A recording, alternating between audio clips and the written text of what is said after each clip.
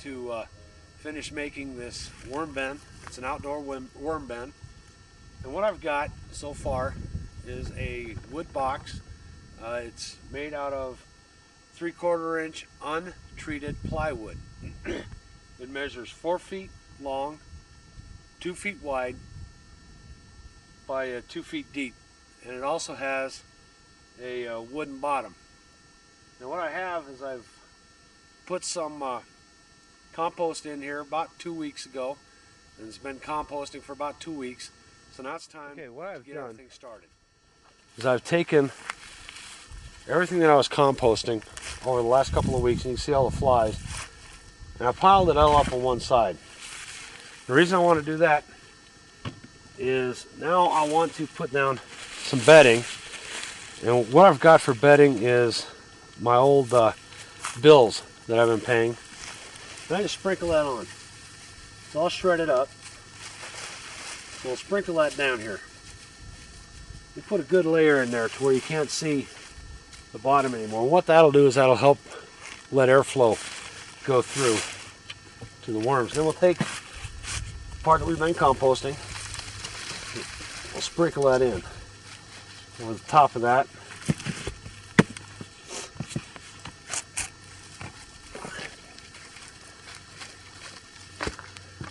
Move that right over to the other side, and then we'll finish up over here with the bedding and do the same thing. So we got a nice layer of bedding all the way around.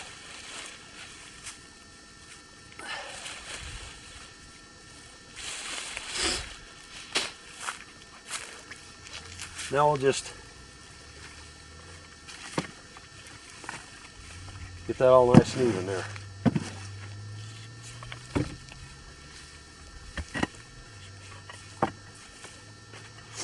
Now the reason I pre-composted is worms will eat your compost, but it has to start breaking down, because what they actually feed on is they feed on the bacteria and the molds and stuff that are growing on the stuff that you're composting. Okay, now that I got that pretty much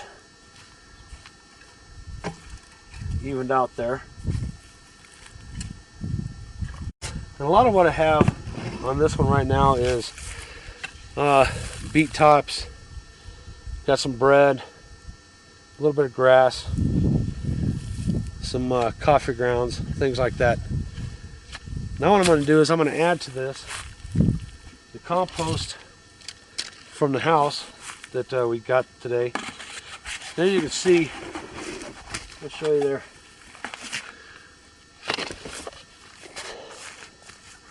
What we have are just paper towels,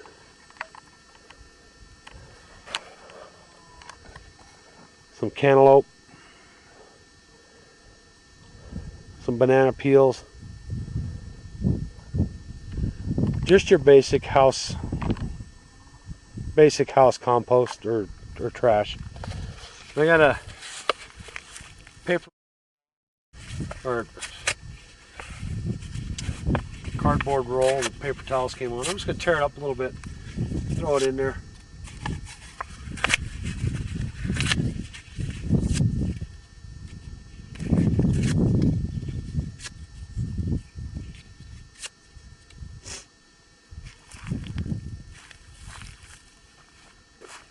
There, now I got that. What I'm going to do is I've got 2 other bins that have been working. This one's been working all summer long.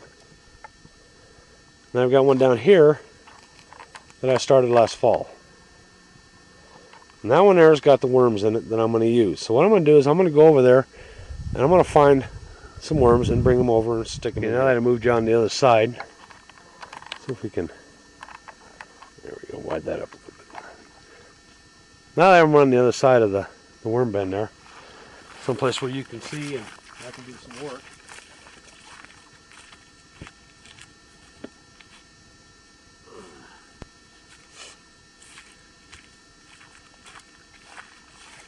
Come down here with a pitchfork,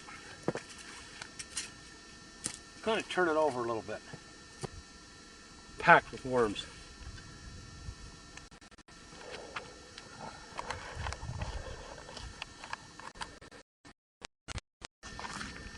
This will help get it nice and wet here.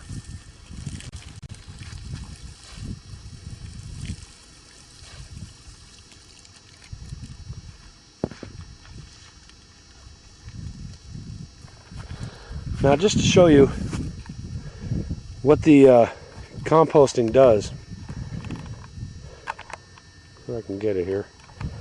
There's a tomato plant. It's a volunteer. And that's actually growing right inside of that compost bin there. And all it's been really getting is rainwater and just the compost off of there. And it's really doing good. So there you have it. Now what I'll do is I'll put this lid on.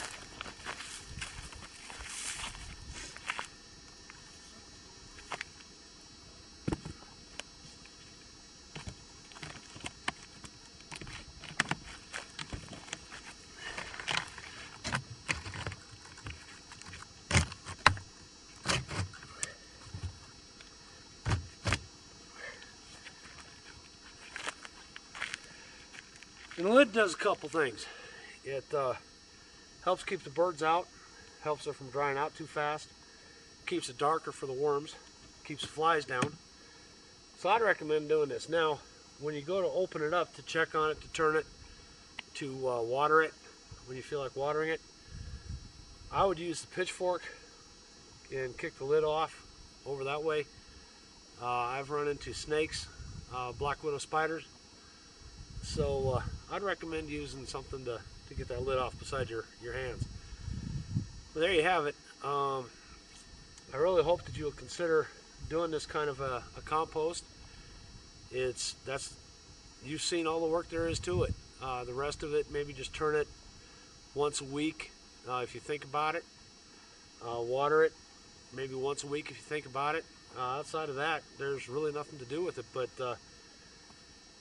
put more food in there as you go, and in a couple of months you're going to have a lot of really good compost.